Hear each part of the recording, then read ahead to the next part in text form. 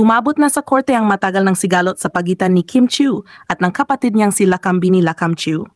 Noong Tuesday, December 2, 2025, personal na nagtungo si Kim Chiu sa Quezon City Prosecutor's Office upang manumpa at formal na magsampa ng reklamong qualified theft laban kay Lakam. Matagal nang pinag-uusapan ang seryosong family problem ng kapamilya actress.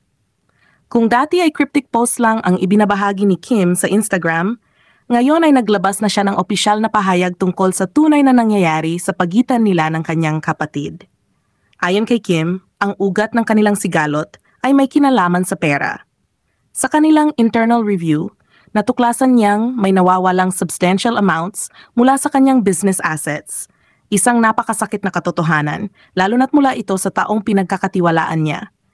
Sinabi ni Kim na napilitan siyang magsampa ng kaso hindi lamang para protektahan ang kanyang kumpanya, kundi pati na rin ang mga empleyadong umaasa sa negosyo niya. Hindi niya tinukoy kung aling negosyo ang nakita nilang may financial discrepancies, pero malinaw na seryoso ang issue.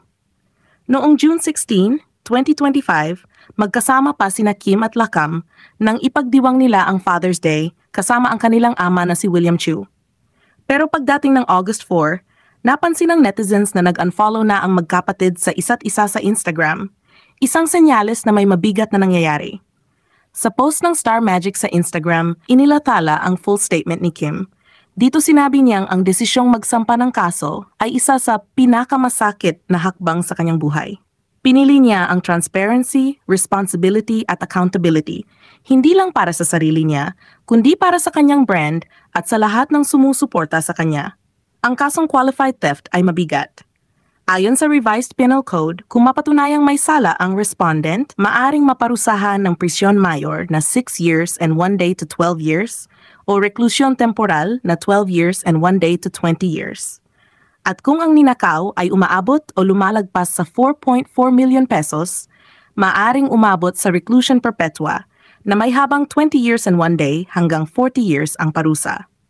Sa kabila ng lahat, sinabi ni Kim na patuloy siyang nanalangin para sa healing at resolution sa kanilang pamilya. Nananatili rin daw siyang committed sa kanyang trabaho, sa kanyang supporters, at sa paglago ng kanyang business ventures. Isang napakasakit at napakabigat na yugto para sa pamilya Chiu, at ngayon ay haharap na sa proseso ng batas.